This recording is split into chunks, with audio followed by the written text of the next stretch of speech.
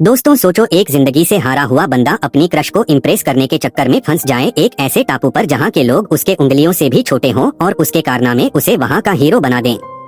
ऐसी ही कुछ कहानी है आज की मूवी की। फिल्म शुरू होती है जब गलिवर न्यूयॉर्क सिटी के अपने छोटे से कमरे में उठता है और उससे भी छोटा उसका कॉन्फिडेंस। रोज की तरह वह अपने खिलौनों से बातें करता है जैसे कि वह कोई सुपर हीरो हो। माइक्रोवेव में सस्ती कॉफी गर्म करता है और शॉवर लेते टाइम अपने मनपसंद रॉक म्यूजिक पर नाचता है। तैयार होकर वह न्यूयॉर्क ट्रिब्यून ऑफिस पहुंचता है जहां वह लगभग 10 साल से काम कर रहा है। इतने सालों के बाद भी उसे हमेशा छोटे छोटे दफ्तर वाले काम ही दिए जाते हैं।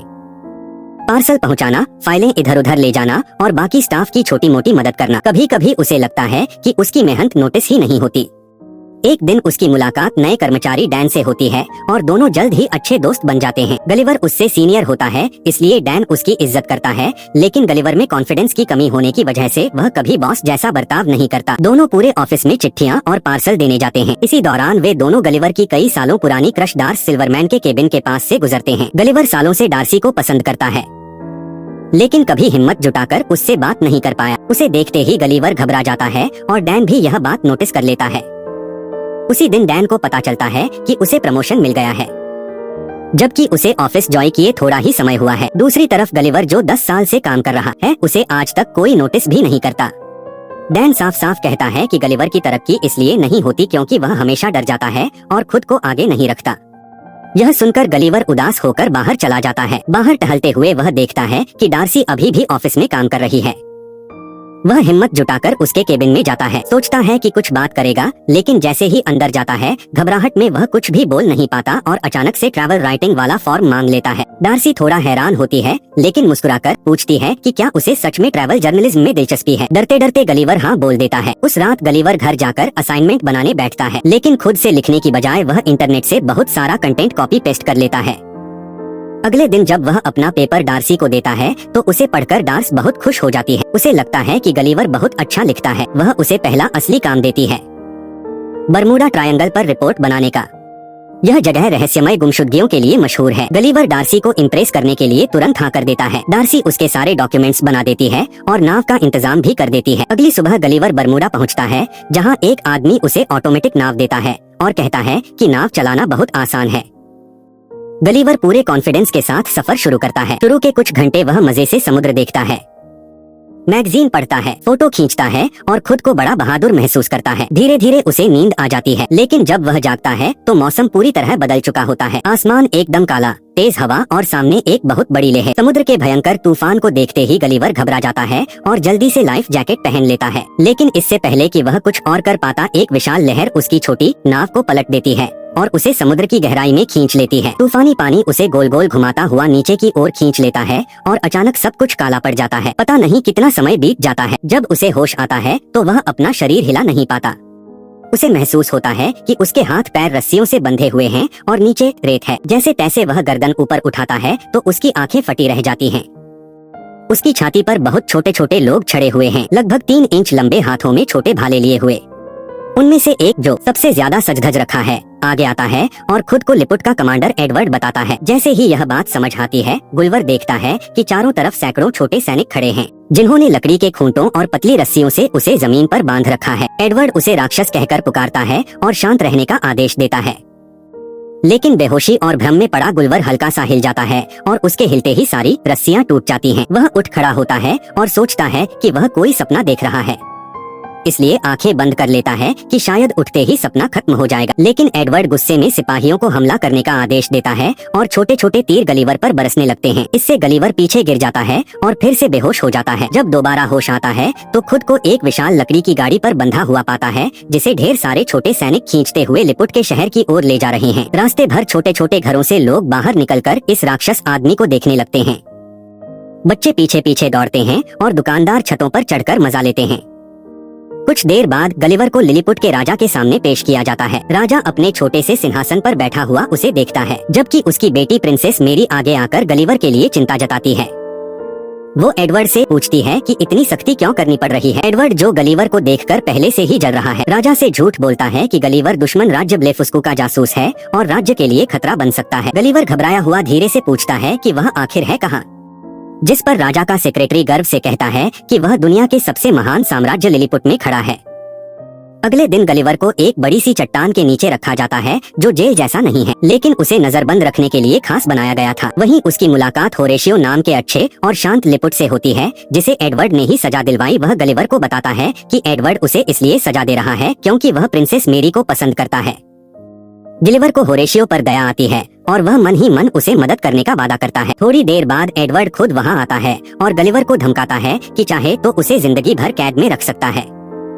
इसके बाद वह दोनों को खेतों की तरफ ले जाता है, अपनी पावर दिखाने की कोशिश करता है, लेकिन तभी अचानक दुश्मन राज्य ब्लेफुस्कू के हमले की आवाजें आने लगती हैं।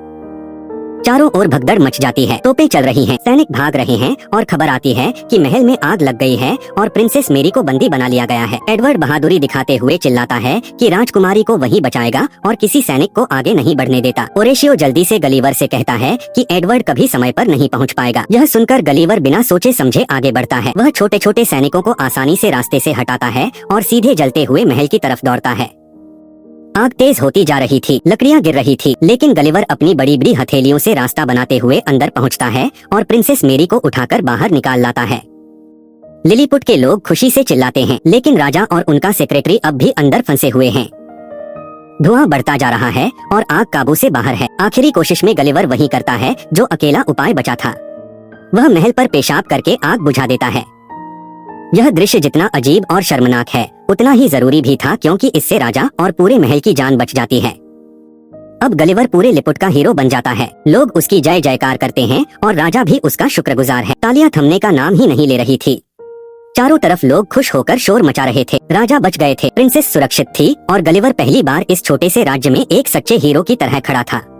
उसी खुशी में राजा ने तुरंत होरेशियो को भी जेल से आजाद करवाया और गलिवर का शुक्रिया करते हुए उसे रात की शाही दावत में बुला लिया। लेकिन पीछे खड़ा एडवर्ड गलिवर की बढ़ती इज्जत देखकर अंदर ही अंदर जल रहा होता है।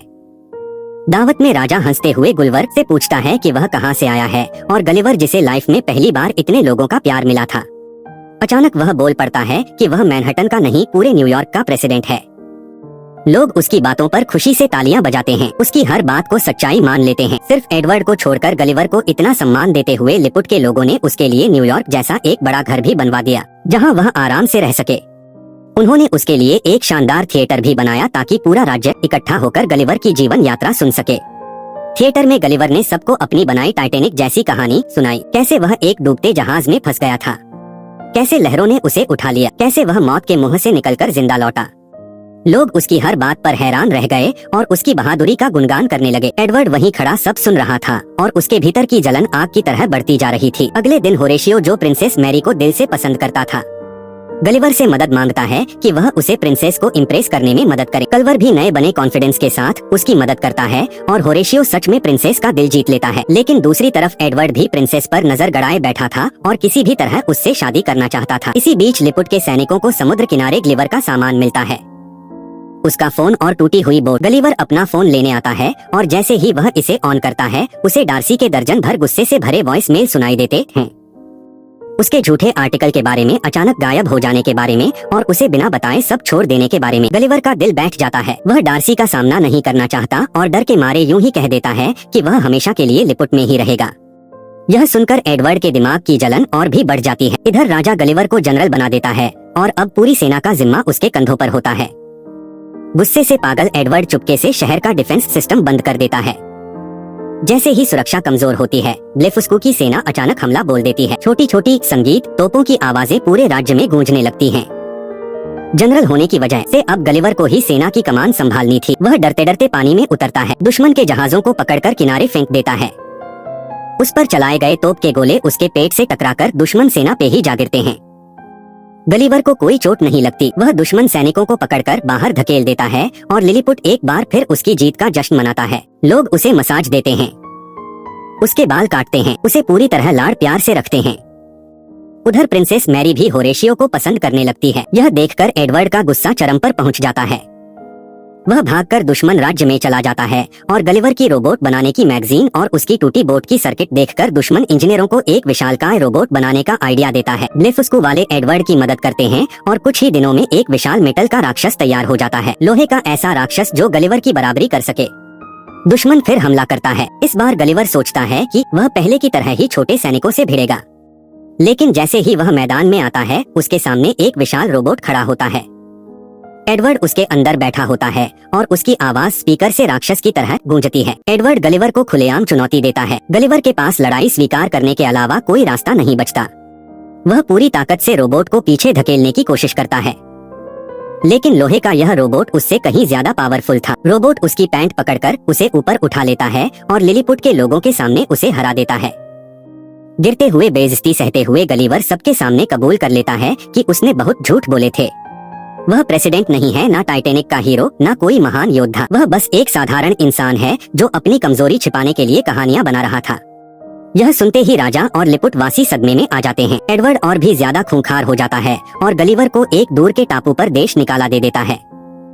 गलिवर को समुद्र में बहाते बहाते एक ऐसी जगह पहुंचा दिया जाता है जहां उससे भी बड़े विशाल इंसान रहते थे। एक छोटी सी बच्ची जो गलिवर से कई गुना बड़ी थी उसे खिलौना समझकर उठा लेती है और अपने बड़े से डॉल हाउस में रख देती है। वह उसे चाय सेट के बगल में बिठाती है, उसके साथ खेलने लगती है और गलिवर खुद को एक असहाय खिलौने की तरह महसूस करता है। उधर डार्सी भी गलिवर को ढूंढते ढूंढते उसी द्वीप लिलीपुट पर पहुंच जाती है, लेकिन एडवर्ड को जब पता चलता है कि डार्सी आई है वह उसे भी कैद कर लेता है।